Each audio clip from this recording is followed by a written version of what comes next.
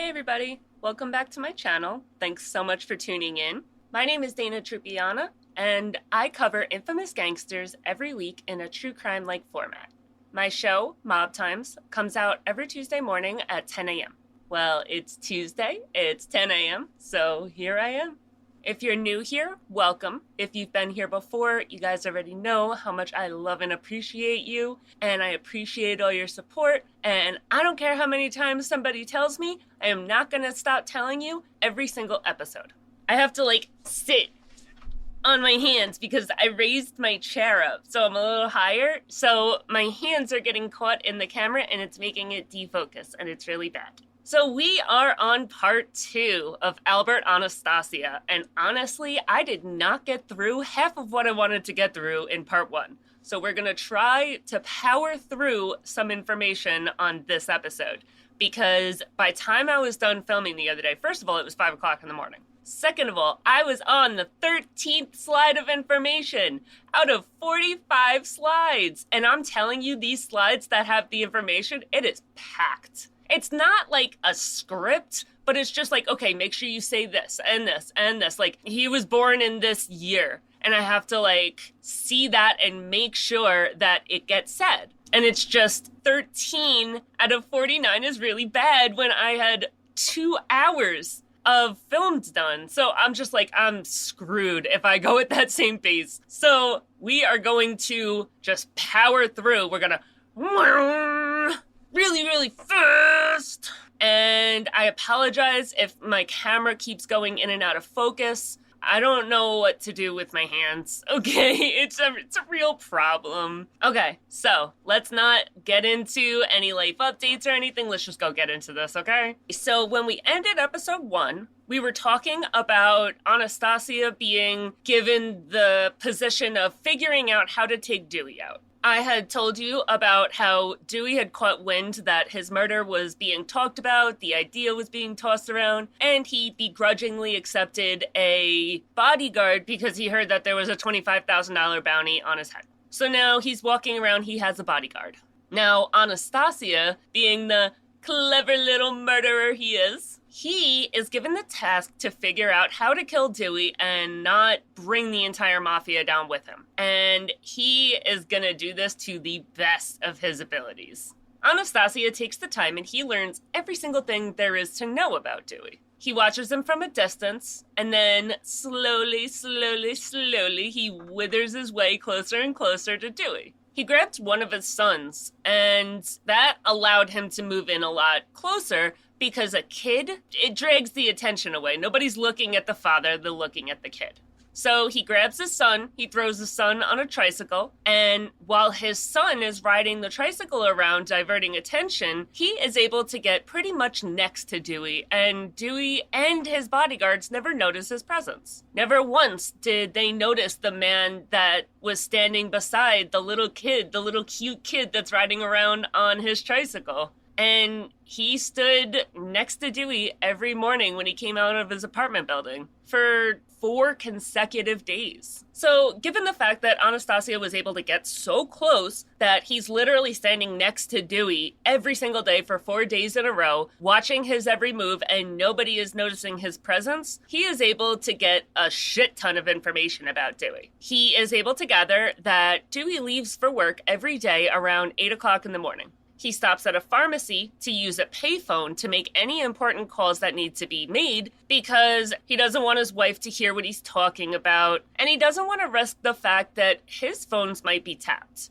He worries that the mafia is going to turn around and use his own tricks against him and tap his phone, so now he's nervous to use his own phone, so he is going to the pharmacy at his corner to use the payphone in the pharmacy to make important phone calls into the office every single morning. He would leave at 8 a.m., he would get to the pharmacy, use the payphone to make a call his office, talk to them about whatever's going on, whether it was important or not. He made that phone call at the pharmacy every single day.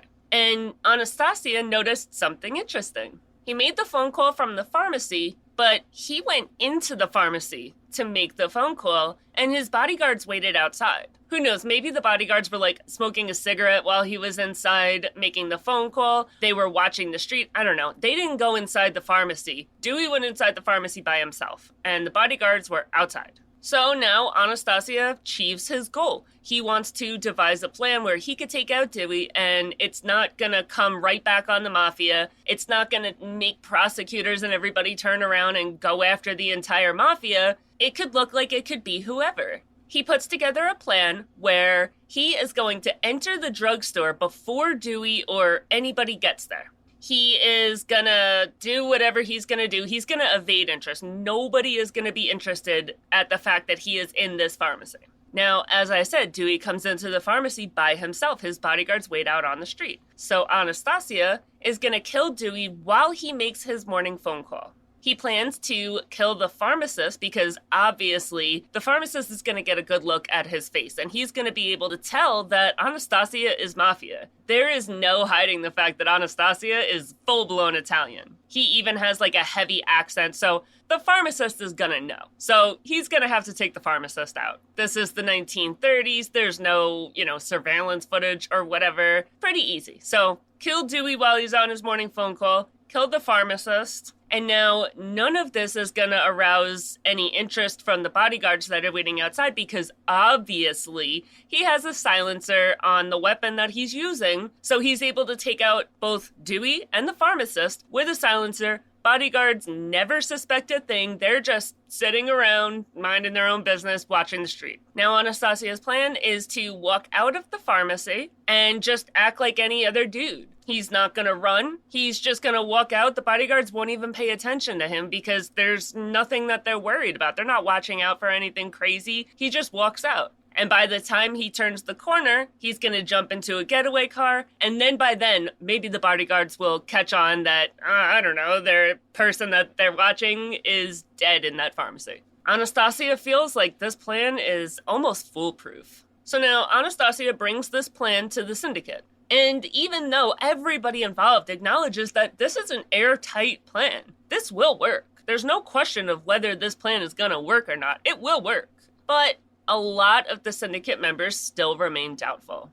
There really was only one person in the entire group, Gura Shapiro, who sided with Schultz and agreed that this plan should be implemented. They should murder this prosecutor who's taking these guys down one by one.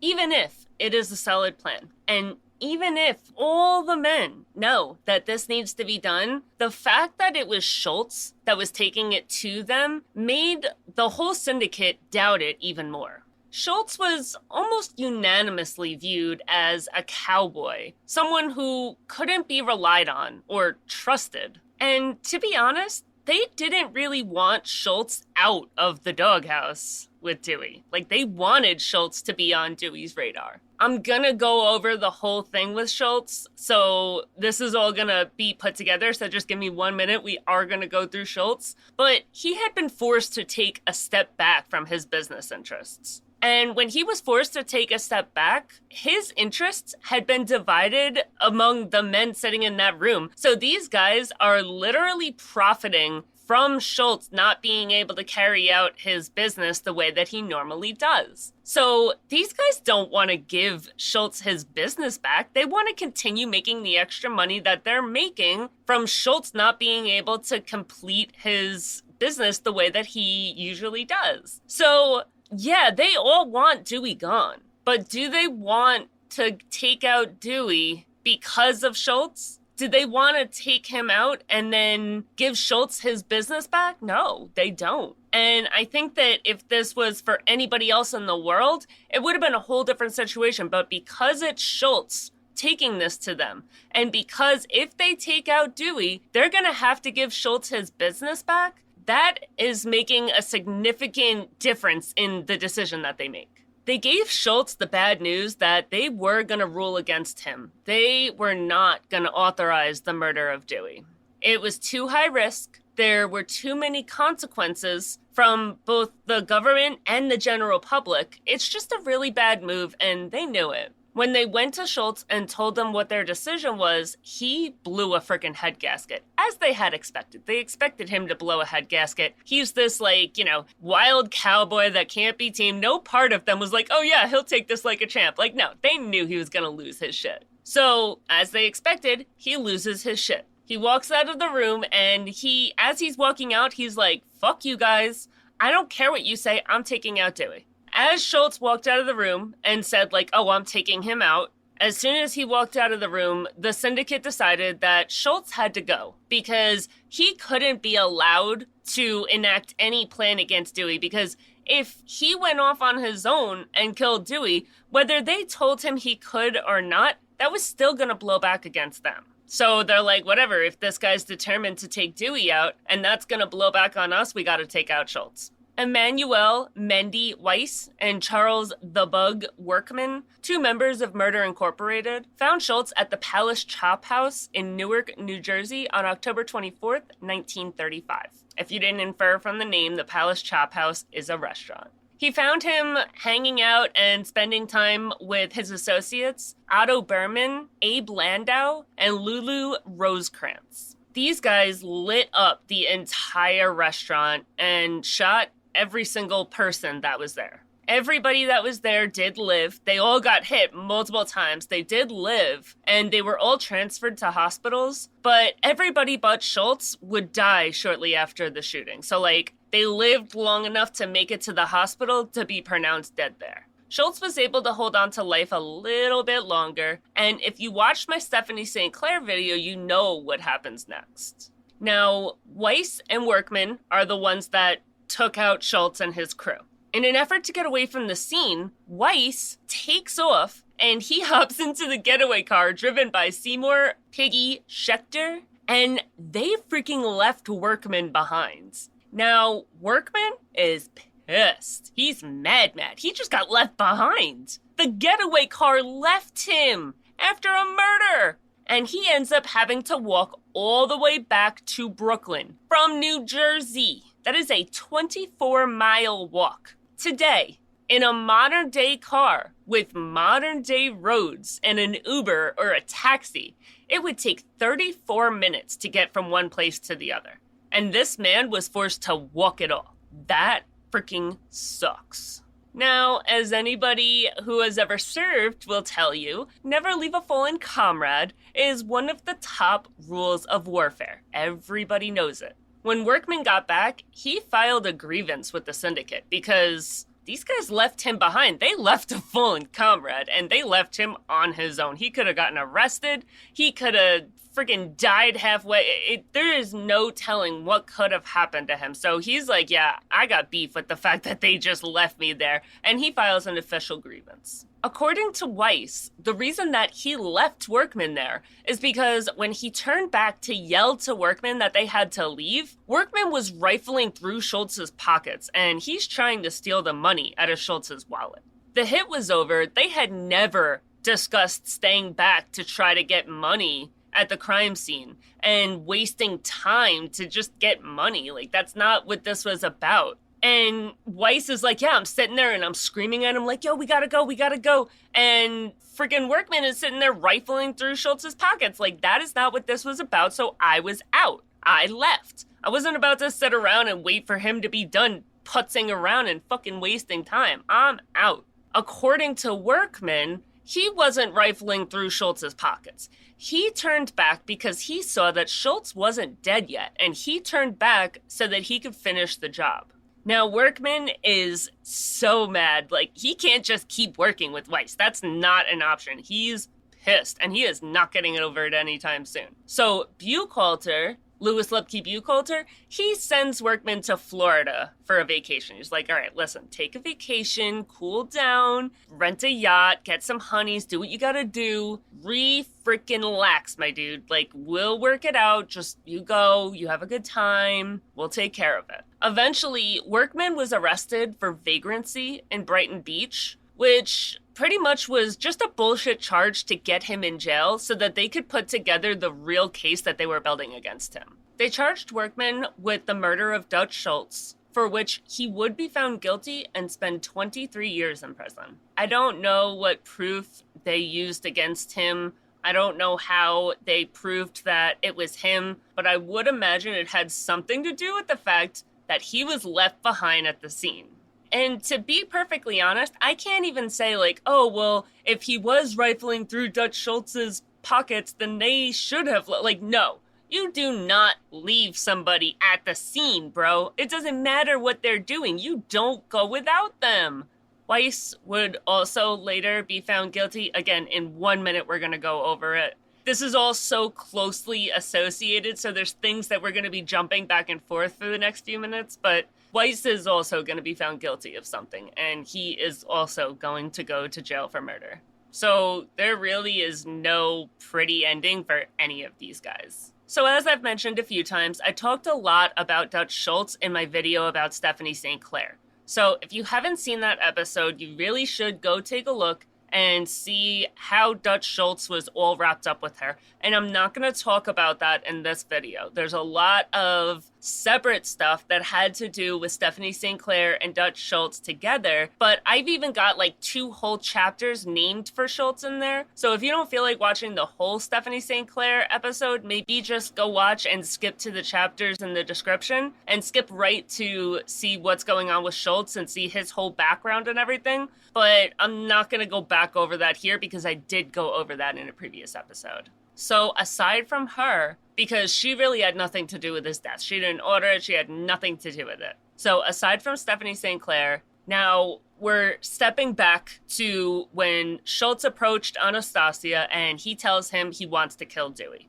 Now, Schultz wants to kill Dewey because he had spent the last 2 years on trial from government charges from like the federal government because he had been put on trial for tax evasion charges. He spent 6 months in hiding before finally surrendering, and he was put on trial, all for the first case of tax evasion. He was held in Syracuse in the spring of 1935, and that trial would end in a hung jury. And the second trial, which was held in Malone, New York, would end with him being acquitted after he brilliantly turned the entire town into his best friend.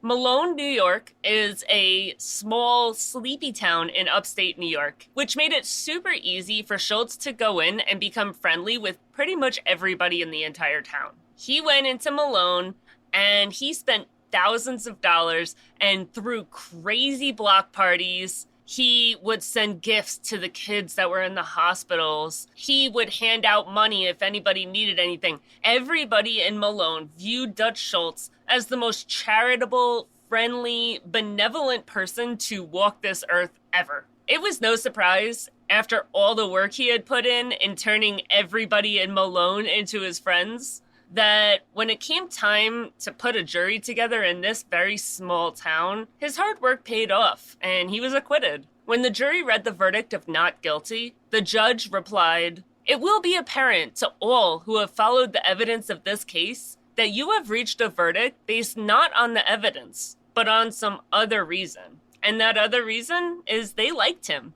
Now, when this all goes down, that is when Dewey starts coming after him more directly. Dutch Schultz had been behind bars for tax evasion, but that was the feds going after him. Now that the feds had failed, Dewey is like, all right. I guess I gotta do this myself. And Dewey sets his sights on getting charges against Schultz on the state side of things. This was one of those, if you need something done right, you gotta do it yourself kind of things for Dewey. He was going after him for his illegal policy racket that he had been running in Harlem and for the extortion and strong-arm tactics that he used to make restaurant owners and workers buy alcohol from him in his bootlegging business. So the extortion racket we know is all wrapped up in that stuff going on with Stephanie St. Clair. Strong-arm tactics, that's just what every mafia guy does. So now, at this point, Schultz has just gone through the first trial, which ended with a hung jury. He went through the second trial, which he was acquitted, so now he's a free man. Dewey is hot on his trail, but he has no official charges against him right now. The only problem is, he is flat broke. He had to pay for his defense on these tax evasion charges. Now, he comes back, and he has no charges and everything, But now all of his men are leaving him because there's an increased cost or a decreased commission for working with Schultz. All the men that are running his rackets, they're having decreased commissions from working with him. He pretty much tells everybody that's running his rackets that the difference between what they're getting now and what they used to get is being donated to the Arthur Flegenheimer Defense Fund. And obviously, everybody who hears this bogus explanation is pissed as hell because they could go work for the guy down the block and make that extra money. They don't want to donate to the Arthur Flegenheimer Defense Fund, and they're pissed because they're out there. They're running these rackets. They're doing their job. Okay, so when we left off the last time that I was here 2 minutes ago for you, we were talking about the Arthur Flegenheimer Defense Fund, which is what Dutch Schultz would tell people they were paying into when they would start asking about why they were making less money. So let's say usually as a runner for Dutch Schultz running around in Harlem and, running numbers and doing all this stuff, let's say typically while you're doing that, you have to kick up 10%. Now it gets increased to 15%. And all of his runners are like, wait, what the hell? Why am I paying 15%? And he says, oh, well, it's because you're paying into the Arthur Flegenheimer Defense Fund. And he gets offended when anybody is like, I don't care about the Arthur Flegenheimer Defense Fund. I need to put food on the table for my family. I don't care about your defense fund. But Schultz is still like, what the fuck? You guys should care about paying for my defense fund. I'm not decreasing it. You're gonna help me pay for this lawyer. At the end, all of the runners decide that they are gonna protest and they declare a strike. Every single one of Dutch's runners refused to continue working for him. And this man still sticks to his guns. It wasn't until he fully ran out of money. He saw this coming for a long time. But it wasn't until he had $1 left in his wallet, and after having no runners left working for him anymore, that he backed down and he met the demands of his runners. So he meets their demands, but honestly, at this point, the damage is done. He has irreparably damaged the relationship between himself and his employees. And as much as they were on strike and they were hurting his wallet, that's hurting their wallets too. So at the end of the day, the people that are working for him, they're going to have some animosity against Schultz because not only was he collecting more money before they went on strike, but they're going to blame him for every single day that they're on strike and they're not making money. So, he comes down and says, okay, you guys win. You could pay me the 10% now instead of the 15. But these guys are all like, okay, cool, you met our demands. But at the end of the day, I haven't gotten a full paycheck in months. And I don't really care about you. I don't care about your drama or your issues or the fact that you keep getting caught. I am broke now because of what you did. So his top guys, his top runners, the ones that were making the most amount of money, when Dutch Schultz put them out of business for who even knows how long, all of the top guys decided to go and meet with Lucky Luciano because Lucky Luciano is not only the head of the Italian mafia, he's also the head of the syndicate. So now all his runners have brought this issue to Lucky Luciano and they're like, hey, I know that Dutch Schultz works for you. He may not be in the Italian mafia, but he is a member of the syndicate. You're the leader of the syndicate. Please help. Once the issue is brought to Lucky Luciano, Luciano puts a plan in place, and pretty much what his plan is just take control of all of Schultz's activities and repair the damage. So Schultz has all of this shit going on. He's flat broke because he just fought 2 cases against the government. Dewey's now coming after him to arrest him again, now on the state side of things. And everything is just piling up. He knows that the 2 charges that came from the federal government, that was Dewey's doing too. Dewey definitely nudged that file onto the federal government's desk. And it all just builds and builds. And now Schultz needs an outlet because he just screwed over all the people that worked for him. Lucky Luciano took over his operations. He has no money. And where does he place the blame? On himself for doing all this shady shit that keeps getting him jammed up? No, the answer is he places the blame on Dewey. So because this is all Dewey's fault, he goes to the commission and asks the commission for permission to take out Dewey. And this is where we were talking about earlier, where I told you that Schultz had brought it before the commission saying, hey, I want to take out Dewey. This is where that goes in. So this is why Schultz wanted to take Dewey out. So after all that went on, where Anastasia followed Dewey, figured out how he could assassinate him, at the end of the day, Dutch Schultz is told, no, you cannot take Dewey out. They came to a unanimous decision. They decided, no, it's too risky. We're not doing it. He's told it'll bring too much heat down on the mafia and their criminal organization as a whole, and he just has to deal with it. When he's told no, he does know that Dewey is getting close. He's going to jail any day now, and it's all Dewey's fault. So when the commission tells him, no, you're not allowed to take out Dewey, Schultz tells the commission to go fuck themselves. He says that he's going to do it anyway, and the commission can go kick rocks. He does not care what they have to say about it. He's going to do what he's going to do. Mind your fucking business. I'm doing it. Now, while it does feel like a pity party for Schultz, at the end of the day, Dewey did write in his autobiography that he regarded it as a matter of primary importance to get Dutch Schultz. So Schultz feels like Dewey is out to get him, but in this case, he's not wrong. Dewey is out to get him. But that's his job. And that's what the syndicate and the commission and all the bigger guys, that's what they understand. He's doing his job. He's not coming after you because he has a personal vendetta against you. You're a criminal. He's a cop. He's trying to put you in jail. That's what cops do. So he starts putting a plan in place to take out Dewey aside from the commission, to just do it himself. They won't do it for him. He'll do it for himself. And now, again, remember, the syndicate didn't want to take out Dewey for a few reasons. One of them being that it was too dangerous. It would bring too much heat down on them, blah, blah, blah. But it was also because they wanted his business. They did not want to hand it back. He had a lucrative business going on,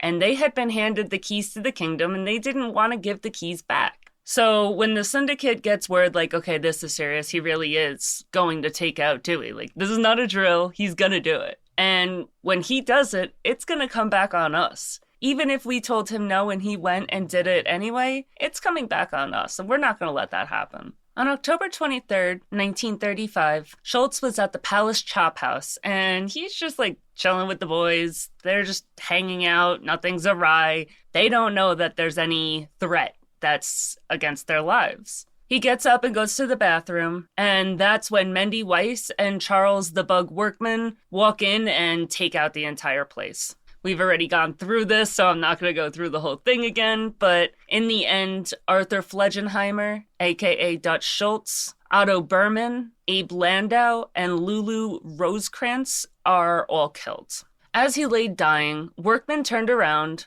and he starts going through Schultz's pockets. And that is what ended up having him left at the scene of the crime with a 20-plus mile trek on foot ahead of him. So that, I know that was like a little out of order, but it was hard to put everything into order. So that is the whole Dutch Schultz situation.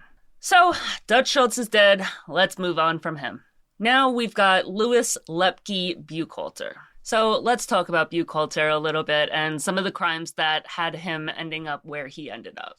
So Dewey is coming for Buchalter full steam ahead, and he wants to have him arrested. Buchalter ended up facing 3 murder charges. While Dewey was looking for him, he pretty much told the public, like, hey, I'm seeking Buchalter because he is the king of flour and the king of the crime racket. So pretty much saying, like, he's in organized crime and I want him. And I guess he sells a lot of flour. I don't know. One of the 3 murder charges that are being brought against him is for the murder of Joseph Rosen, a Brooklyn candy store owner. So when Buchalter and Joseph Rosen first meet, Joseph Rosen is working for a trucking company. And at this trucking company, pretty much you have a route that's assigned to you and you get commissions and paid off of this route that you have.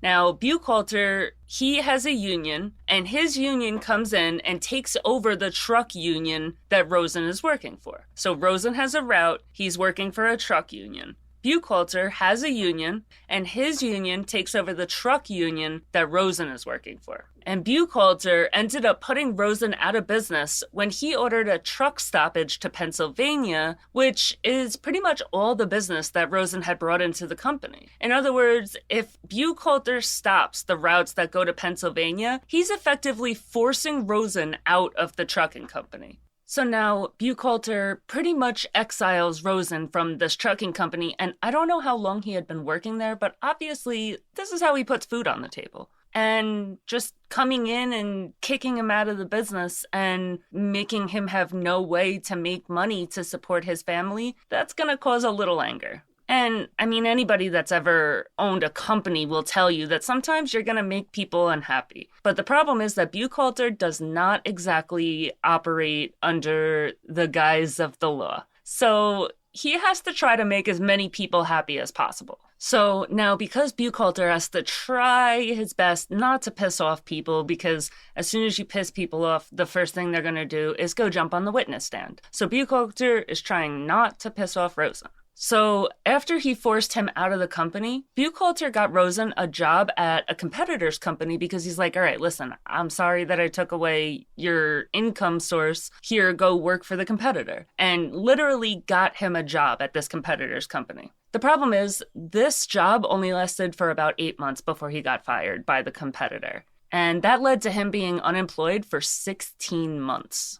Reuben would, from that point forward, would go to Buchalter and complain that he had a family and there's no food on the table for him, his wife, his children, and pretty much tell him, like, yo, you ruined my life. My life is over and it's all your fault. I don't have any money and it's all your fault. And now, because Buchalter is a criminal, he's trying to help this guy so that he isn't the first one on the stand. Or maybe because Buchalter just literally feels bad and he's a decent person and he sees this guy that he had to railroad out of the company, but he doesn't want to see anything bad to happen to him, so he's trying to help him. That's definitely a possibility as well. When Dewey first started to investigate Buchalter, and Buchalter's employee is going to him and like, listen, Rosen is desperate. He has nothing to lose. And you have to get him a job. You have to satisfy this man, or he's gonna talk about some of the illegal shit that he knows happened. In the spring of 1936, Rosen opened a candy store.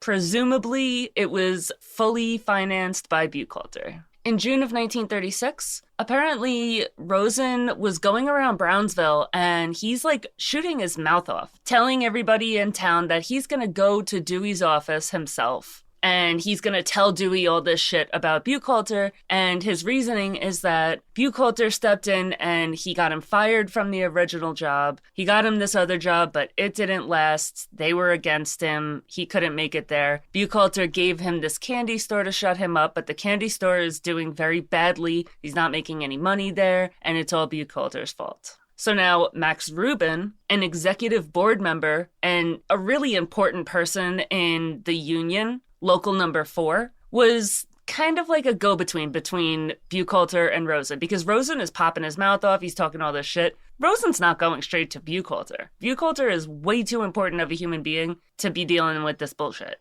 So that's what you got guys like Max Rubin for. He's the one that goes and talks to the people that are complaining, and anything that is of merit, he brings it to Buchalter. He's the one that went to him and said, hey, listen, Rosen is pretty desperate. He's gonna talk. You might want to do something. So now Max Rubin is sent to Rosen again because there's mutterings that he's gonna go to Dewey and talk. So now Max Rubin hears that Rosen is running around town saying that he's going to tell on Buchalter. And he goes to Buchalter and tells him this because he's not about to hide this. But he tries to de-escalate the situation. He goes to Buchalter and tells him like, oh, hey, Rosen's running around talking shit, but it's okay. I have a solution. He says, I'm going to get the members of Local 240 and I'm going to get them to make this candy store a place that they regularly shop. I'm going to pick up sales for this guy. I'm going to figure it out so that we can satisfy him and you won't have to do anything about it. I know he's talking shit. Just ignore him. I'll take care of it. I'll get some business for the candy store. No harm, no foul. No one says anything.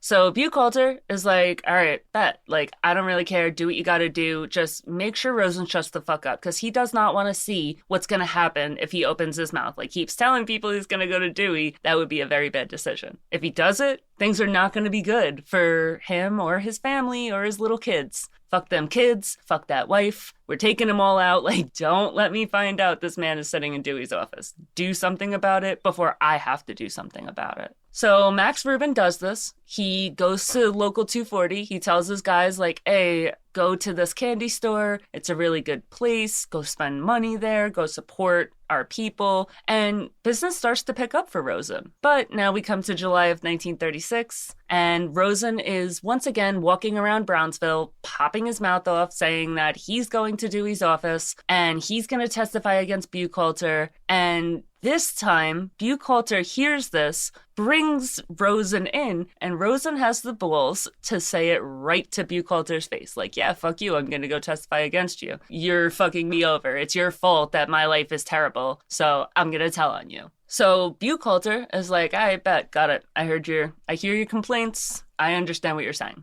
He doesn't kill him. You can't just kill someone. Like, it's not that easy. People know that he is going around talking shit about Buchalter, so if this guy turns up dead or just disappears, who do you think they're going to look at first? Especially since this is a small little town. You can't just get rid of people, especially people that are civilians and they're not in organized crime. This dude was just a truck driver and then a candy store owner, so he's not somebody that they can just deal with. This is the type of guy that the police will go after you for. Because if the cops see two gangsters killing each other on the street, they're not going to care that much because it's two gangsters and criminals killing each other. But once you get civilians that are not involved in organized crime and they have a little innocent wife and kids and a super cute sob story to put on the front page of the newspaper, that's what gets the law enforcement to come down on you. So Buchalter's doing everything he can to avoid this. So Buchalter goes to Max Rubin and he tells him, like, Rubin, this dude's once again saying he's going to testify. And Rubin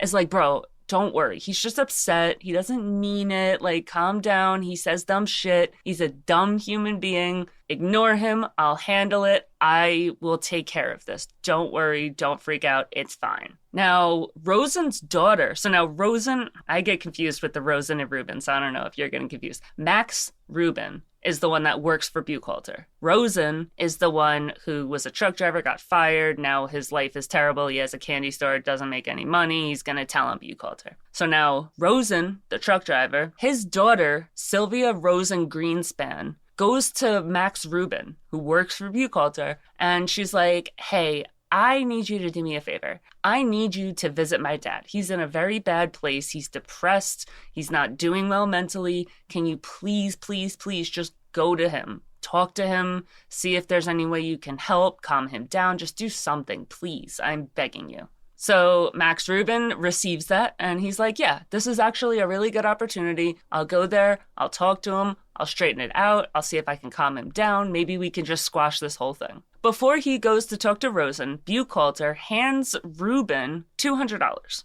which would be about $4,300 today.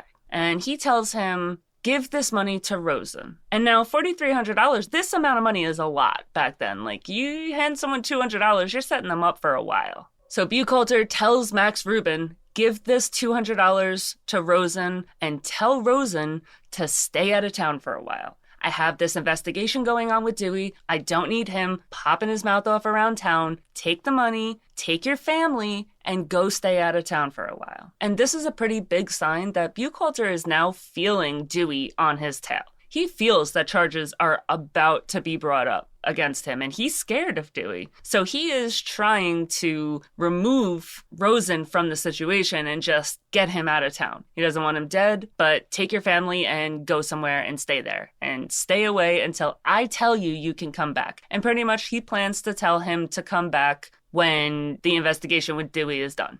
So Max Rubin goes to Rosen and gives him the money and tells Rosen, like, hey, listen, here's some money. It's a lot of money. Like, dude has nothing. He's handed $200.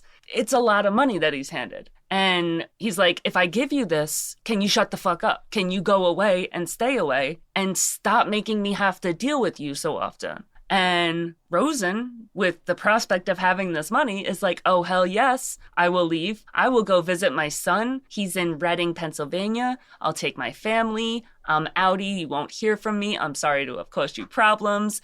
Yes, Daddy. On September 11th, 1936, Buchalter goes to Reuben and he is fucking heated. He is mad as hell. Turns out, Rosen took the $200. He went, saw his son in Reading, Pennsylvania, and spent a few days there and came back to town, which is obviously not what he agreed to. He agreed to disappear for a while until this investigation with Dewey was over. But now Buchalter is hearing that Rosen's back in town. He's chilling. But he kept the $200, and that's the problem. He could have said, no, I'm not leaving town. But you can't take the $200, say you're going to leave, and then come back 2 days later. Like, that's not okay. The money was supposed to be used to keep him gone for a while. He's not supposed to come back until he's heard from Buchalter. And here he is, chilling in Brownsville. And now Buchalter is feeling like he's been double-crossed. He's feeling like he's been betrayed. He paid him. He got ripped off. And now not only is Rosen back in town, but once again, he's going around Brownsville telling everybody he's going to go to Dewey. And it makes sense why Rosen is threatening to go to Dewey. He's telling people in town he's going to go to Dewey because he feels like he has Buchalter on a leash right now. In Rosen's mind, all he has to say is, oh, I'm going to go talk to Dewey. And he's getting handed money. He's getting handed business. Like, the people in the union went and shopped at the candy store. Every time he says this, every time he threatens to go to Dewey, he's getting rewarded. So of course he's going to continue to do it. I am certain that there's been at least one or two people along the way that have told him, like, yo, Buchalter's not somebody to play with. Like, this man is fucking serious. You might want to chill. But Rosen hasn't seen any of this. He hasn't been threatened. He hasn't had any negative experience. The only experience he's had is he makes this threat and he gets what he wants. So now he's back in town. He's threatening again to go to Dewey. So now Max Rubin is in the office with Buchalter. Buchalter is losing his goddamn mind. He's pissed. And Rubin is like, please don't do anything crazy. Like, I know this guy is a pain in the ass. I know that he's fucked with you. I know he betrayed you, but please don't do anything nuts. Like, I'm looking out for you. I want the best for you. You're going to get in trouble if you do anything to him. Please, please, please let me handle it. I will take care of it. So Max Rubin goes and he does everything he can to smooth over the situation with Rosen. But at this point, the water has been muddied. There is no smoothing anything over. It's too far gone and Rosen cannot be appeased. There is nothing he can do. Rosen's going to talk. It's not a threat anymore. He's had it up to here and he's done and he has an appointment to sit down in Dewey's chair. He's going to rat. One Sunday morning on September 13th, 1936, Rosen was working in his candy store on Sutton Avenue. He didn't even really notice when a car rolled up to the front door. It was just business as usual. Cars rolled up. The car, a black two-door Chevrolet Coach, had 4 people in it, and they opened fire on the candy shop. They caught Rosen multiple times. All in all, Rosen was shot 10 times. Police believe that the vehicle contained Mendy Weiss, Henry Strauss, James Farraco, and Philip Farvel Cohen. Remember Mendy Weiss? He was one of the people that killed Dutch Schultz. He's the one that left the dude to walk back to Brooklyn. So Mendy Weiss is a very trusted person in Murder, Inc., in the Jewish mafia. He's in on a lot of high-ranking shit. So now, the first time I did this episode, I was like, ugh, Buchalter is such a scumbag. He killed Rosen for talking to Dewey, and there's no record that he ever talked to him. He killed him for no reason, poor Rosen. And that's because when you go online, everywhere online will tell you that Buchalter killed Rosen because he was going to talk to Dewey, but there was no record that he ever actually had talked to Dewey, which is the truth, but it is way too dumbed down. It doesn't mention the 4 or 5 different situations that led Buchalter to feel like he was forced to do this. So I was pissed the first time. I'm like, how could you go after somebody for talking when he never talked? But this is why. Because Rosen was running around and threatening him and acting like he had Louis Lepke Buchalter on a leash. And at that point, honestly, what are you gonna do, man?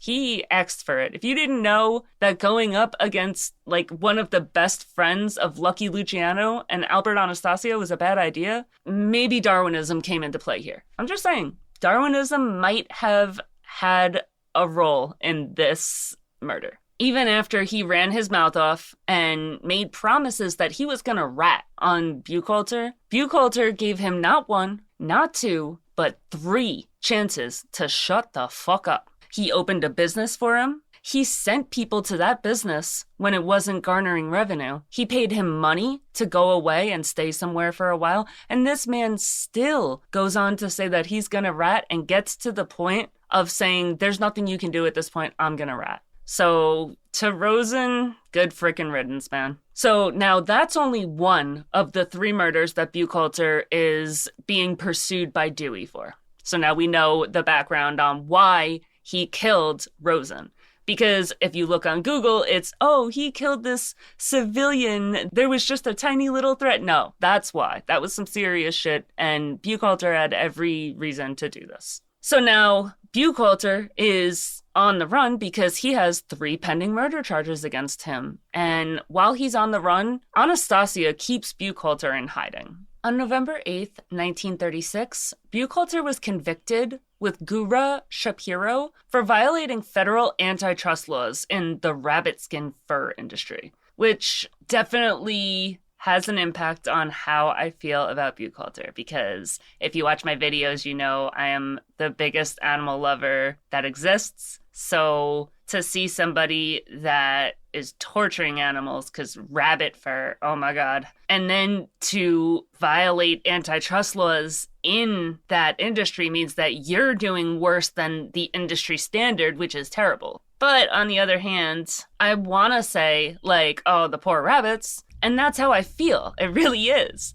But, like, how many humans did he skin?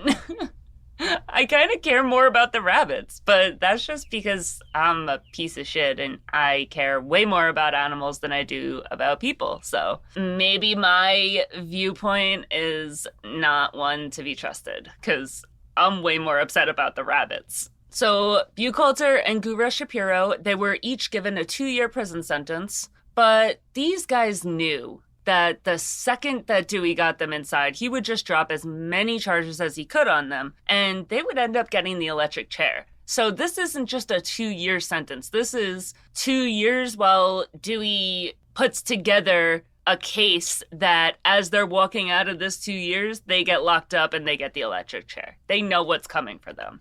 They were both granted bail, and each of them ran. They were not about to go into prison. And Dewey put out a $5,000 reward for information leading to either of their capture. On April 14th, 1938, Shapiro surrendered. So now it's only Buchalter on the run. On July 29th, 1939, the reward for Buchalter's arrest was increased to $25,000. That reward would later be increased to $50,000. So they were not playing. They wanted this man.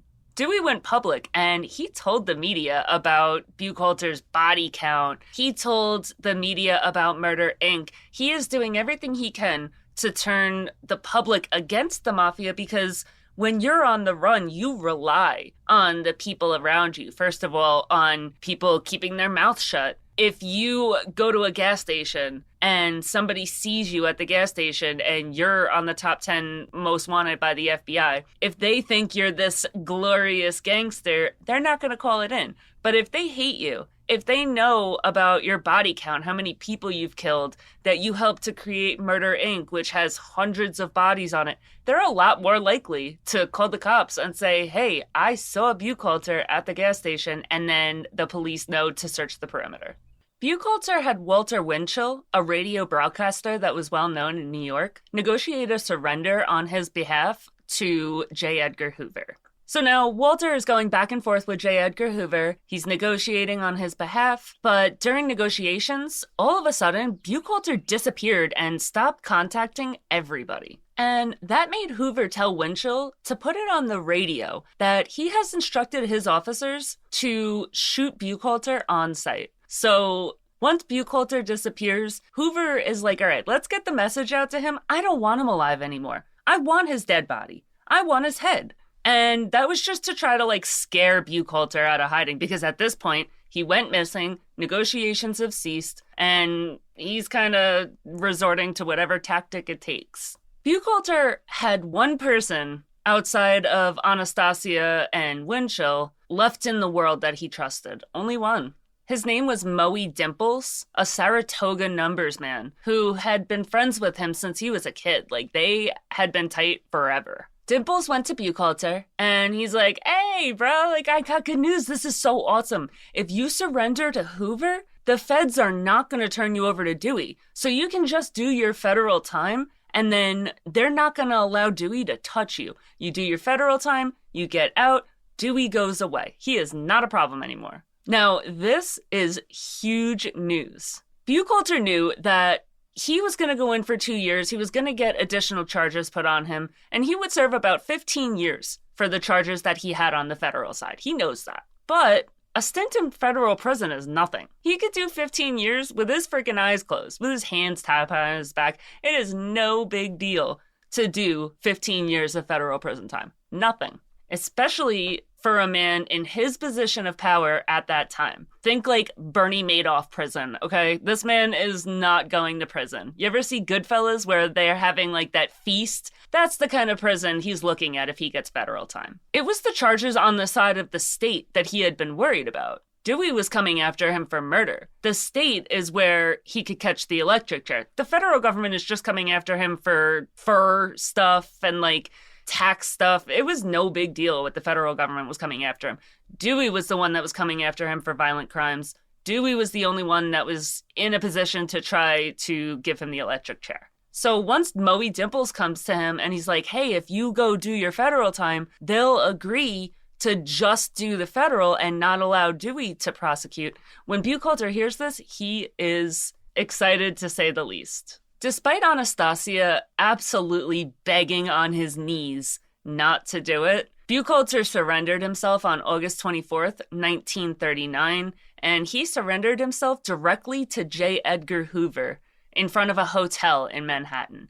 Like, J. Edgar Hoover literally got out of bed in the morning and went to pick up Buchalter. So Buchalter pulls up in front of the hotel in Manhattan. He sees Winchell, the guy that had been negotiating on his behalf, and he gets out of his car and gets into Winchell's car. As soon as he gets into Winchell's car, child lock brakes are put on so he can't get out of this car. And as soon as he gets into the car, Hoover gets into the car with them. Now, when Buchalter turns around to Hoover and he's like, hey, like, I appreciate you getting me this deal where I don't have to go up against the state charges, only the federal, Hoover is like, the fuck are you talking about? He informs Buchalter that Dimples had never worked out a deal with the feds. No negotiations had been done on his behalf. And when he finished his sentence in federal prison, he would most definitely face charges on the side of the state, and he was probably going to fry in the electric chair. I even saw it mentioned that Lucky Luciano had a part in tricking Buchalter to turn himself in. Something along the lines of Lucky had his friend lie to him and tell him that a deal had been negotiated, something like that. But I can't substantiate it. I only saw it in one place, so I wanted to mention it. But I didn't see it as like a fact, so I'm not 100% sure on it. But I did see it as Lucky Luciano was the one that set Buchalter up to get caught because he was bringing down a lot of heat. The authorities are going to come down hard on everybody that is not on the run to try to get to that person that's on the run. So according to this one source, it was Lucky that put it together where Buchalter would be tricked into surrendering himself. When Buchalter went to court for the federal charges, he was sentenced to 14 years in federal prison. And they didn't even wait until his full sentence was over to hand him to the state. While he sat in Leavenworth, he started answering for the charges on the side of the state, especially the murder of Rosen. The feds brought in Abe Reles, and we're going to talk about Abe Reles in a minute. But they bring Abe Reles in, and his testimony led to the indictment on Buchalter, as well as an indictment on Frank Costello, Louis Capone, Pittsburgh Phil, and Happy Malone. Dewey ends up going after Buchalter while he's in prison for this racketeering thing on the federal side. Dewey goes after him, and while he's at Leavenworth Prison, he was tried for 4 murders and found guilty for all 4 of them.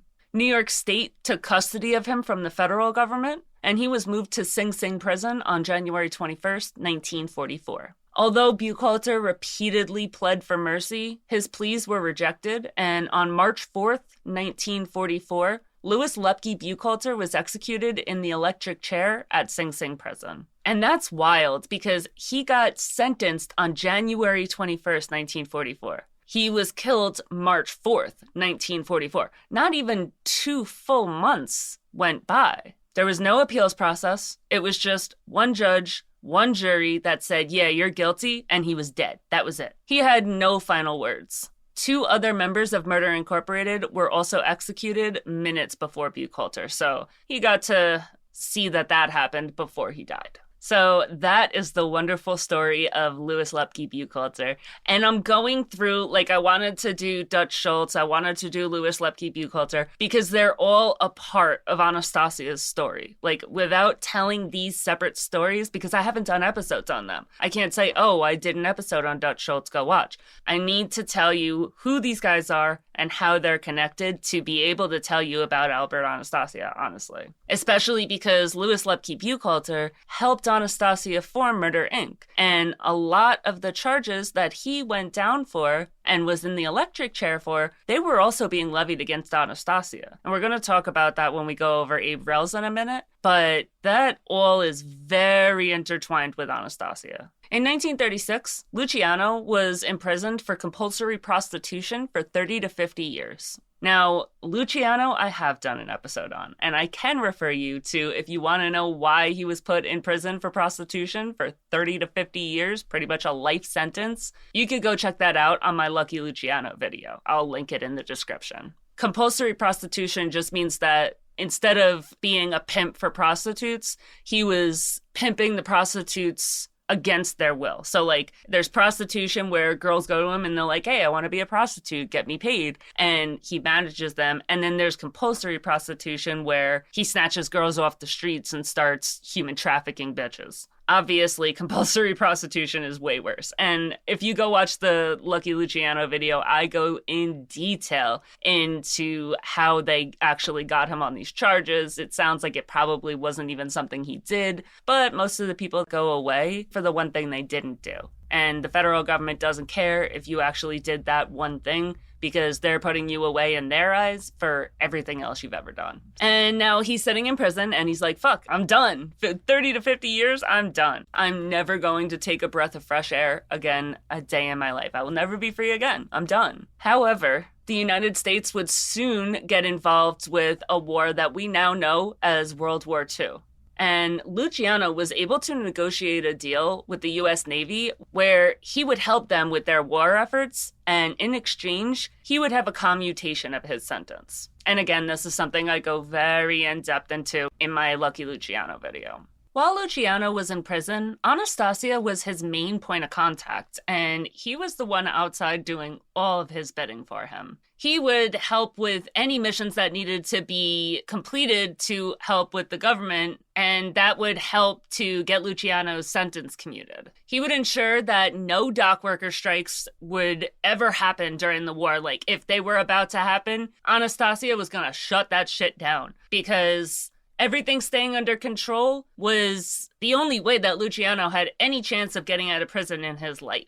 Anastasia negotiated with the Navy on behalf of Luciano, and he would even get them connected with the Sicilian mafia before the Allied invasion of Sicily, and even ended up sinking a ship of the Axis powers that were docked in the Brooklyn harbor, which is crazy because I personally had no idea that the Axis powers ever made their way to our shores during World War II. I totally thought that all the fighting was done in Germany. I know that there was some fighting in France. I had no idea that there was fighting in America. But the fact that he sunk an Axis power ship in the Brooklyn harbor means we did have it on our shores. In 1942, with a large number of Murder Inc. members being arrested, Anastasia, he saw it coming. Like, he was next. Like, it was coming for him. He was gonna be arrested. He escaped by joining the U.S. Army. He made it to technical sergeant, and he would supervise soldiers on duties as a longshoreman at Fort Indiantown Gap in Pennsylvania. At long last, he became a U.S. citizen on June 29th, 1943, as a result of his service, and he was honorably discharged after the war was over. So he served in the army, he helped Luciano get anything done that he needed to get done, and helped America win World War II all at once. Like, World War II is why I like Anastasia and Luciano as much as I do, because it's so few people that know that Luciano and Anastasia had such a huge part of America winning the war. They were the ones that got in touch with Sicily and made sure that none of the soldiers fought the Allied powers as they made their way through Sicily and all of Italy.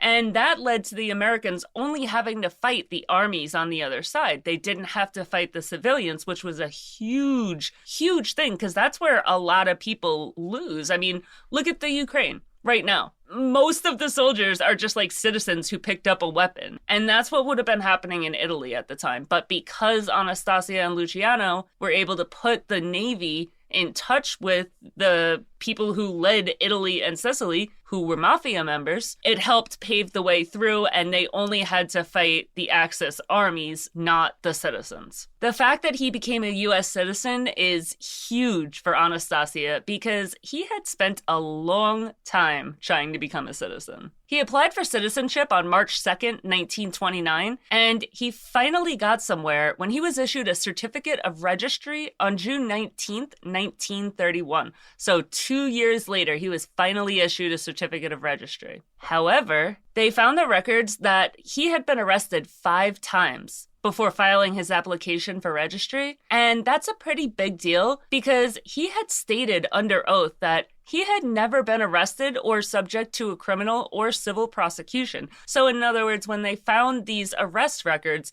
it proved that not only did he lie on the paperwork when he said that he was never accused of a crime or arrested for a crime or anything, but it also proves that he lied under oath. So he took the stand in a courtroom and said under oath that he had never been convicted of or accused of any crime, civil or criminal, and that was a lie. So that pretty much got rid of any chance that he was going to get citizenship in that round, and he had been working to get that certificate of registry for 2 years now. But he kept trucking through. On October 30th, 1931, he filed a declaration of intention. And on this round of paperwork, he disclosed that he had been arrested, but he makes a note on the paperwork that it was only a minor issue. The paper literally says he was convicted of a misdemeanor in 1923 for traffic tickets. Now, we know he was given the death penalty. So while he wouldn't have to include that because the guilty verdict was overturned,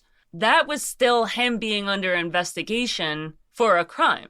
Even though it was never him being found guilty, he was under investigation for a criminal crime. So him saying, oh, I only got a traffic ticket, complete lie. While the paperwork continued to be processed, he ended up giving an affidavit where he admitted that he had concealed his criminal record on the first round of paperwork. And on February 27th, 1935, he filed a consent of dismissal of petition for naturalization. And this paper is pretty much just throwing the towel in and giving up on the idea of gaining citizenship at all. Filing this paper is legit like saying like, all right, just forget I ever tried, like, fuck you, sorry I tried, won't happen again. That's exactly what that paper means. And he would only file that piece of paper after fighting for citizenship for 6 years. He started March 2nd, 1929, and he filed the consent of dismissal on February 27th, 1935. So for 6 years, he fought to gain citizenship. He would only file that consent of dismissal form if somebody came to him and was like, hey, bruh, like, hate to tell you this, but I'm going to be real with you. This just ain't going to happen. It's not going to happen for you. I'm sorry. Like, there's other things in the world, but becoming a U.S. citizen, it's not one of those things that are going to happen for you. So somebody had that hard talk with him, and he filed that paper. So the fact that 8 years later he was able to gain citizenship is a huge, huge landmark for him. So now he gets out of the army. He has no charges against him. He has no investigations against him. He has an honorable discharge. He is newly a citizen of the United States. He has no threat of being extradited back to Italy, and things are going great for him. When he got out of the military, he moved to New Jersey with his family. Luciano's sentence was commuted, thanks in large part to Anastasia's efforts, in 1945, and Luciano was immediately deported to Italy. So they pretty much said, like, all right, you don't got to spend the rest of your life in prison. We'll let you out, but there is no goddamn way in hell we are allowing you to stay free in America. We will let you out of jail, but get the fuck out of America and don't ever come back. Luciano and Anastasia, along with a small group of really close friends, shared a farewell dinner the night before Luciano left the U.S., and I think it's so sad, like, to think about that last dinner where everybody was just saying goodbye to one of their best friends that they had waited all this time to get out of jail. It's just sad. The idea of this dinner is just so sad. Like, imagine how somber that was, knowing that he was leaving and there's a good chance most of them would never see him again. Now, we know that they do. You know, the Havana conference happens. There's a few conferences that happens that they do run into him. But at that time, there's a very real possibility to them that they're never going to see each other again. So it's just sad.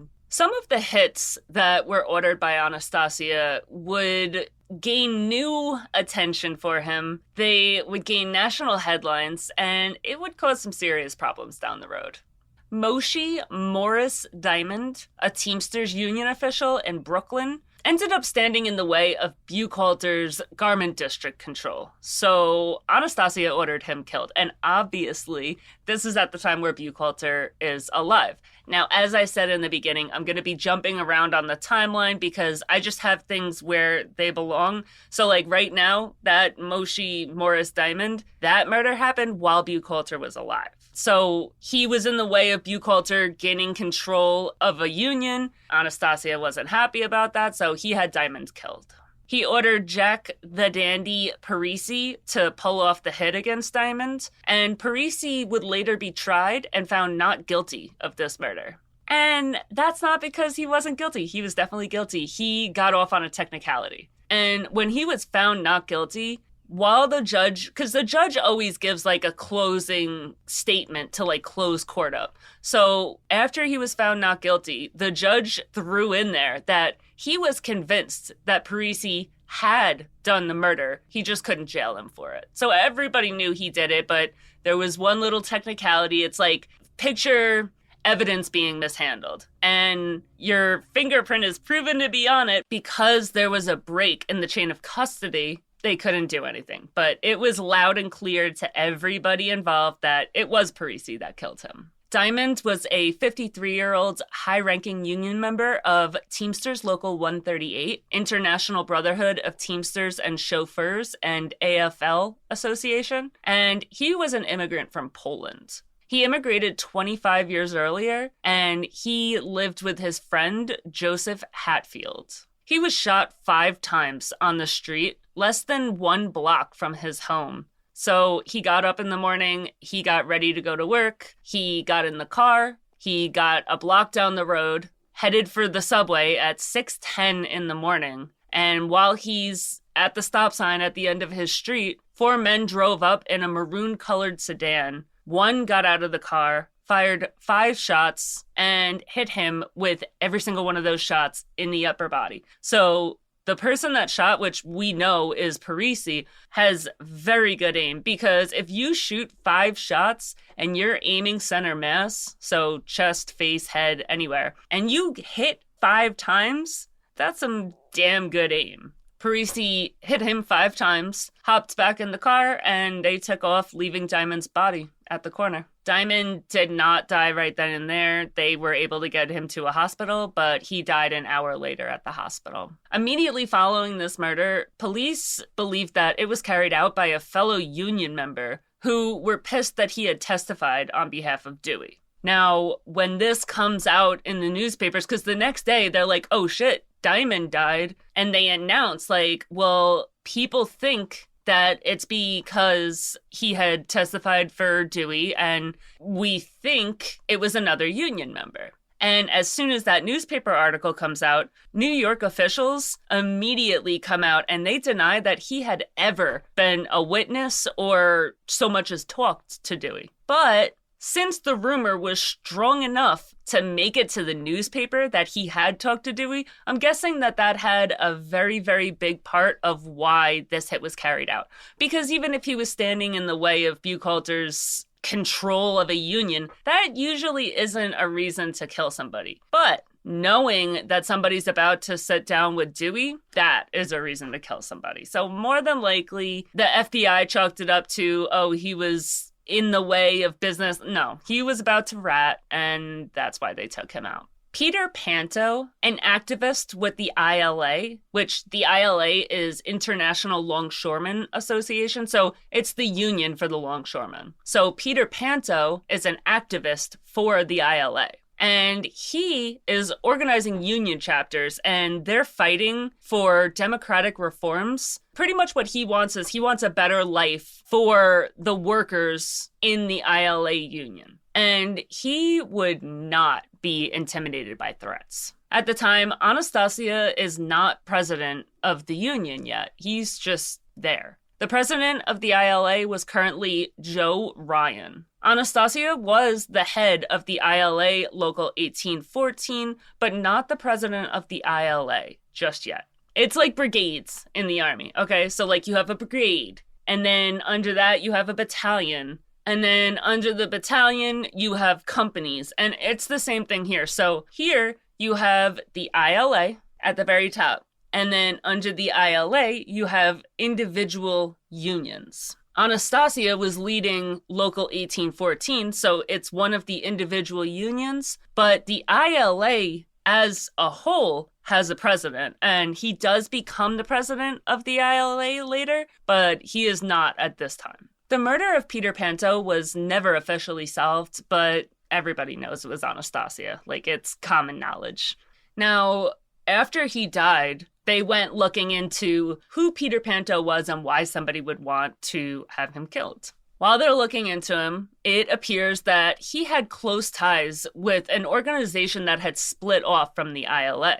And I'm not 100% on this, but the way that I'm understanding it is that, you know, like whenever a cult is started, they usually start out in a religion, but they're too radical for that religion. So they go off and they form a little cult, and they say that they are a new religion. They are the direct link to God. And they're kind of forming like their own like little religion over there. Well, that's what's going on here. So these guys are all members of the ILA, but the ILA isn't good enough, and they're too radical for the ILA. So they leave the ILA. Now, the ILA is the International Longshoremen's Association, and that's where everybody belongs to. It's the only longshoremen association union that exists. But apparently, the ILA isn't doing a very good job of protecting the people that are in this union. In 1934, there is massive strikes taking place all over the place, and they're demanding improved working conditions, union democracy, and racial solidarity because individual backgrounds are treated very badly. Honestly, at this time, it probably has a lot to do with Italians. At the time, you could go into stores and it would say, "Help wanted, Italians need not apply." And it's nothing. Don't get me wrong, it is nothing compared to like the way that African Americans were treated in America. However, because the Longshoremen Association is so closely tied with organized crime, I'm willing to bet that these strikes and the calls for racial solidarity, I guarantee you it's because the Italians are being discriminated against. Also, there's probably some Irish in there because Irish were treated very badly at a certain point too. So it could be any of them, but because it's the Longshoremen Association and it's so well known for being a part of organized crime and a lot of mafia members are in it, I'm willing to bet it was Italians. So now all of these crazy strikes are going on at the ports.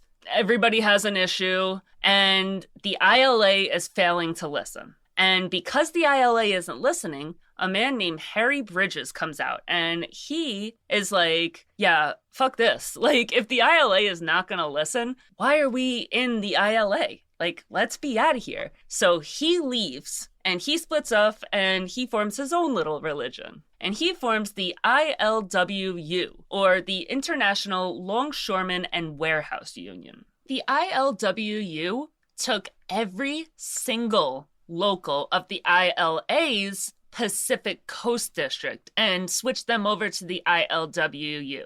All but 3 made the jump. So the Pacific Coast is the west coast of the United States. So California, Washington, all those states. So pretty much what I'm saying here is that from the very north to the very south of the western border of the United States has X amount of unions along the coast of longshoremen. As I said, the longshoremen only had one union, and it was the ILA. So now the ILWU steps in, and they say, okay, so now we're going to be a union, and we're going to be different. We're going to be better than the ILA. And every single chapter on the west coast of the United States left the ILA and went over to the ILWU. That could have been thousands of unions that jumped ship and left the ILA. Now, if you Google the ILWU now, it'll tell you that they had a communist viewpoint. And I don't believe that. I think that during this time, communism was just the dirtiest word that you could say. It's like calling a woman a witch during the Salem witch trials. It's a very broad and generic term, but the word itself carries so much weight and so much negative connotation that you don't even have to prove somebody. You used to be able to look at a woman, and if she sneezed wrong, you call her a witch and she is burning at the stake. And that's what's going on here. Everybody that does anything that somebody doesn't agree with is a communist. And once they get that badge of communism, they will never shake it again. And the ILWU isn't doing anything crazy. It's not communism to want better working conditions and want everybody of every race to get paid the same amount, or to not want to be breaking bones and having people die every day because it's dangerous work sites. It's not communism, but it was called communism back then because that was just a really scary bad word that they could use.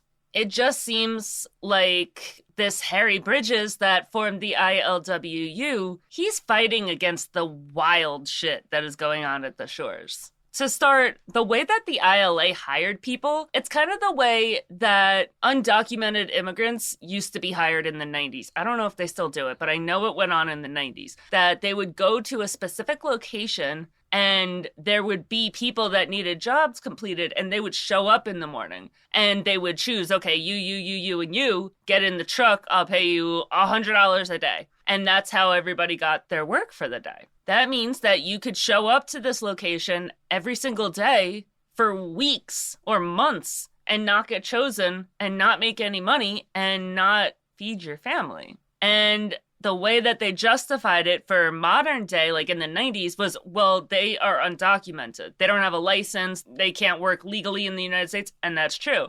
But in order to be in a union, you have to be a citizen. So all the people back then that are working like this, they're all citizens. There's no excuse for why somebody could go such a long time without making a paycheck and putting food on their family's table. There's no justification for it happening now, let's be honest. There's no justification for it ever happening. But the way that the government gets away with it was just, oh, well, they don't have a license, so we can't guarantee their working conditions. And, you know, pretty much what they did was just they started arresting the people that were hiring them instead of trying to work to better the system. So on top of this super unsteady way of making money, they're facing mandatory salary kickbacks, which means that on the rare occasion that they get chosen to go work and they go make money, they're paid out and they have to immediately turn around and give X amount to the person that gave them a job.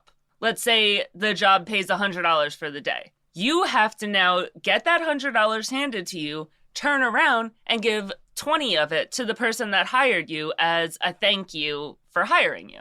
On top of all of that, the docks are a very, very dangerous place to work. It's a daily occurrence that there's a work-related injury. And it's over issues that are being caused by the docks themselves. An example is on a dock, there's like 3 slots that are broken out, and people are carrying heavy shit on this dock, and they're falling into the broken slats and breaking their legs and breaking their ankles and going down into the water. Like, this is dangerous stuff while they're carrying around 100-pound bags on their shoulders, and nobody's making any effort to fix the slat. It's like, oh, just make sure you step over it. That's dangerous. In addition to all of this shitty stuff that's going on, they also have the great knowledge that every single person that's running their company is in organized crime and making millions upon millions of dollars. They know that all of the higher-ups, even if they're not in organized crime, they're kicking back to organized crime. Albert Anastasia is a very well-known mafioso, and he's running Local 1814. His brother, Anthony, is another high-ranking member in there, and Panto got continual visits from the mafia threatening him to drop this fight for workers' rights. So it's not hidden that the mafia is very embedded in this union. And Panto just refused. He said, no, I'm going to fight. I'm going to work to get better rights for the people that are in these unions, and I'm not going to stop. You're not going to scare me out of it. So the ILWU pops up, and now the ILA is obviously pissed. So, like, in the chaos of all the strikes and everything that's going on at the shore, Peter Panto starts to pop up under Henry. He's close with the ILWU. They're starting to see his name, his face a lot more. He's really close with the organizers of the ILWU, and he's leading attacks on the racketeers and forming his own really close relationships with the employers, trying to get the employers to hire from the ILWU instead of the ILA. And that is really pissing off the ILA.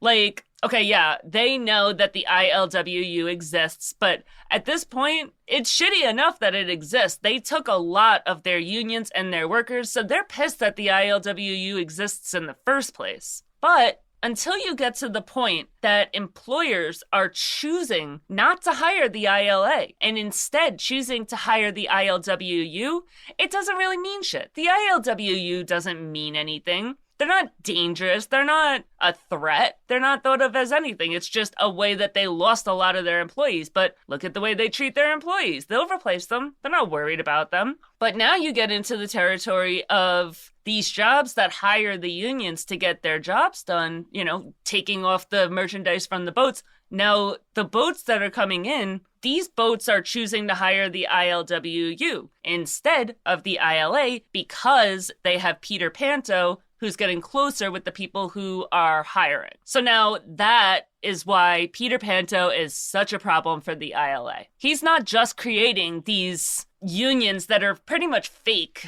from the standpoint of the ILA. Like, the ILA went such a long time being a monopoly and the only union on the block for the longshoremen. So when the ILWU pops up, they are very much so viewed as like fake and just like, just ignore them. They'll go away eventually. But when Peter Panto steps in and he starts taking money off the table and food off the plates of the ILA, that is the first financial attack on the ILA that has ever hit them where it hurts, in their pockets. Now, despite repeated attempts over and over and over again, everybody tried to get Panto to back down, but he was determined to be on the front lines of this fight, fighting for the rights of the workers in the ILWU union and even in the ILA union. Just because they went off and started the ILWU doesn't mean they weren't still fighting for the rights of the workers that were in the ILA union. They were. There really just wasn't anything they could do. They couldn't change that, so they made their own, but they're still striking and trying to protect the workers of the ILA.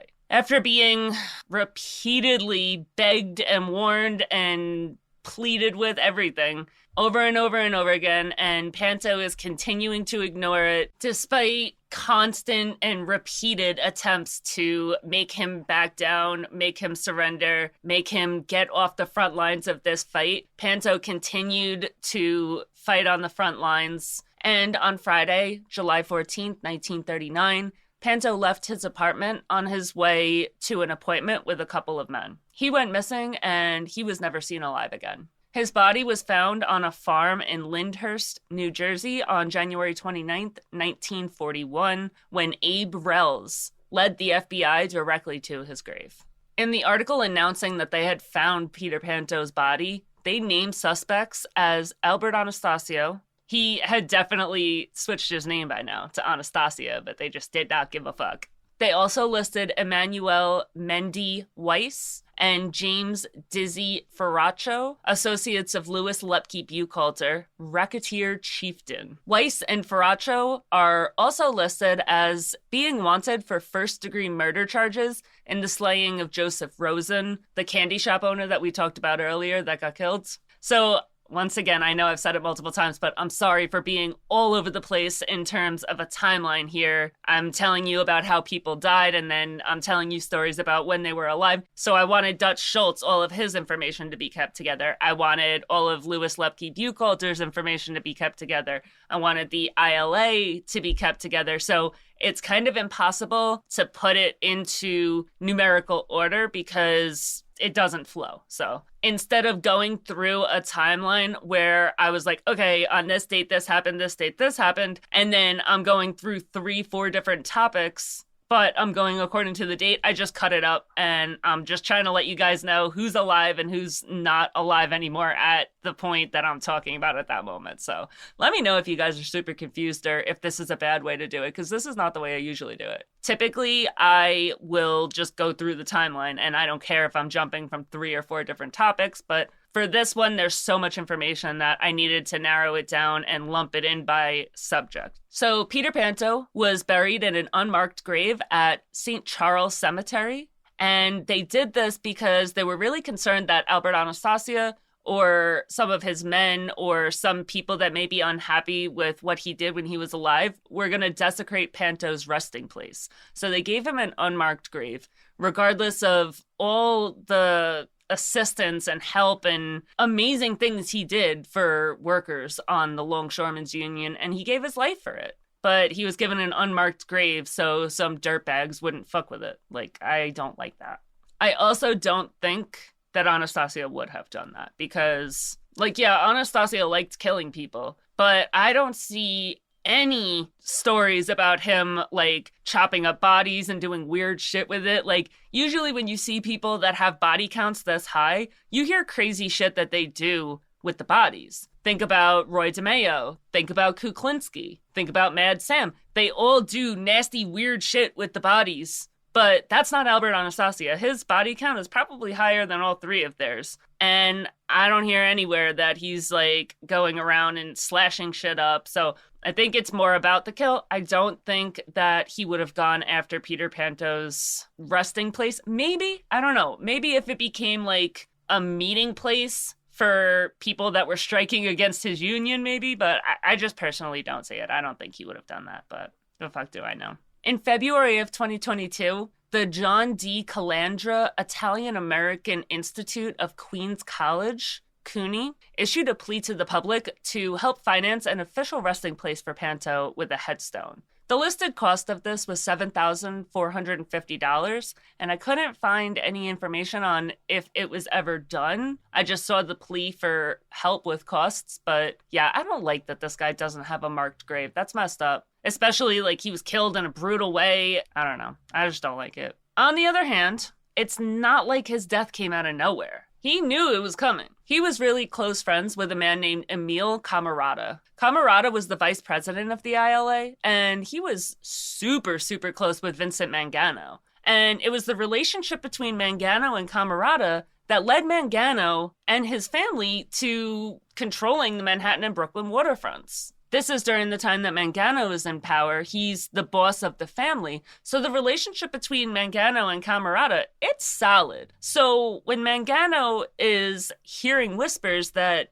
Peter Panto's about to be whacked, he's definitely going to Camarata and like, bruh, like, your dude's about to lose his life. You might want to do something. Like, there was no shock. He was waiting for it. But I also feel like a lot of the time, these union guys walk around like they are holier than thou and they don't have to listen to anybody. They're too good to bother taking time out of their day to listen to you. Like, think about Jimmy Hoffa. Same exact thing. Union guy, super high in the union. Everybody warned him over and over and over and over again, and he just wanted to be a fucking stubborn asshole, and look where it got you. Still haven't found your goddamn grave, have they? Anastasia stayed on the waterfront for a really long time, but eventually he did leave and go focus more on his activities with Murder Inc. and being a mafia boss. He just didn't have time to be, like, shoveling cargo from one place to another, especially after bootlegging ended. At this time, Anthony Tough Tony Anastasio, yes, it's O, he never changed his name, he kept it until the day he died. Tough Tony Anastasio became the president in 1932, and it's not a coincidence that 1932 is right around the corner when Prohibition ended. So Anastasia, he got word Prohibition's ending soon. His role of being a middleman in bootlegging is not really so much necessary on the waterfront anymore. He can go put more of his energy into mafia dealings and Murder Inc. and everything that he needed to do. So he left Tough Tony in charge of the Brooklyn waterfront. He did that because Anastasia always stayed close to his brother. And he didn't want to lose control of the waterfront. So instead of just leaving and losing control, he left his brother in charge and still maintained control because of how tight they were. Tough Tony would often settle disputes with the scare tactic of being like, oh, okay, maybe I'll go talk to my brother Albert about this. And like, by that time, Albert had gained such a reputation for being so brutal and killing so many people. Whenever he said that sentence, any dispute that's going on or any issue that's going on, it's immediately squashed because nobody wants him to go to his brother Albert, and anybody would just acquiesce to him. Like, cool, you win. I'm not trying. I don't want that smoke, bro. Tough Tony took the position that Anastasia had occupied, and he became one of the family's largest earners and made millions and millions of dollars for the family in kickbacks and payoffs.